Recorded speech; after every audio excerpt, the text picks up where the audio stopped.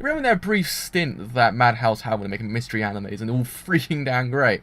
Like most of them were with Satoshi Kon, but when they had some great freaking mystery animes which are great. A1 Pictures are doing exactly the same. They're doing what Madhouse did. They're making really good kind of mystery animes which kind of go beyond the norms. This anime's freaking great. Like we're episode 2 in, and we're saying this is the anime of the season. Like this. Hopefully it doesn't go downhill. Like it could just be freaking amazing the rest of the 12 episodes, and hopefully it does because freaking love it. I mean, the actual story itself is kind of a bit original because normally when it comes to time travel, you don't really get this kind of idea that you're experiencing the events in the shoes of yourself, because sometimes if that happens, then kind of the future changes with it. So it's kind of cool that using the idea that if you're actually experiencing the events with him, like he's experiencing the events himself, like he's reliving the events as a child. And I think that's pretty damn cool because I've seen it, but I haven't really seen it used in widespread because again, time travel's idea is kind of used when, say, if you're using time travel, you don't really go to yourself, so it changes the future, and I think it's quite cool. But anyway, yeah, we see a lot more characters. We actually finally meet kind of Kamazuki. If I'm mispronouncing a name, it's just really hard. I was in Kamizuki, that's someone else. I think it's Kamazuki. Her character seems kind of like she's different. She's that kind of character. She's kind of what you've seen before, but she's kind of original in her own regards because she seems kind of more advanced for her age.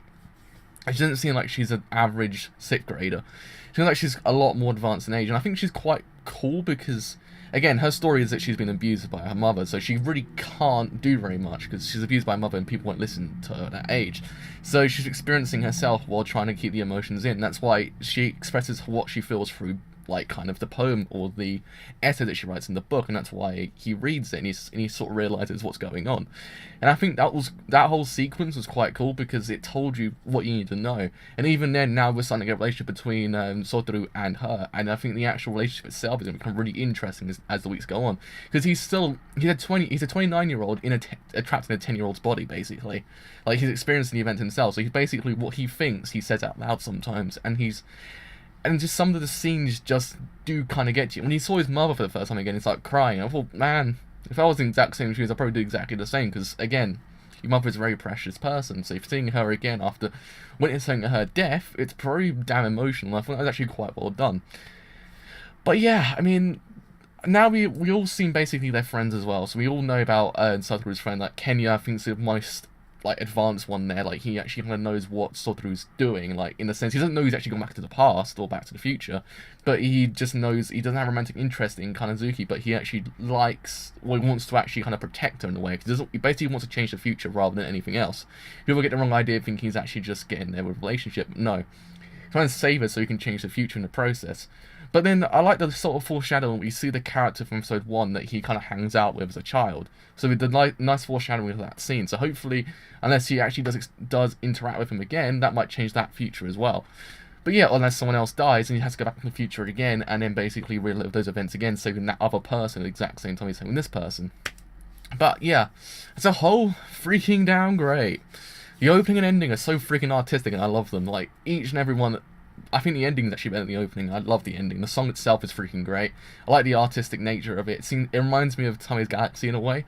I don't know why, but it kind of reminds me of that. I really like the anime. I like mystery anime. It's my favourite genre of anime besides harem and romance. I just like them a lot because the stories they tell can be really interesting and invoking.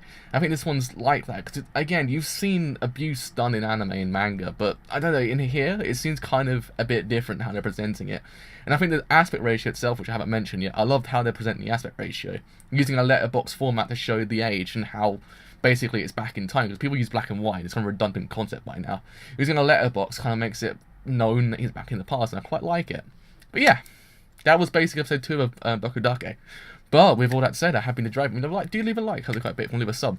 Do leave a sub, help me quite a bit. With all that said, I'm happy to drive it. And I'll see you later. Bye for now.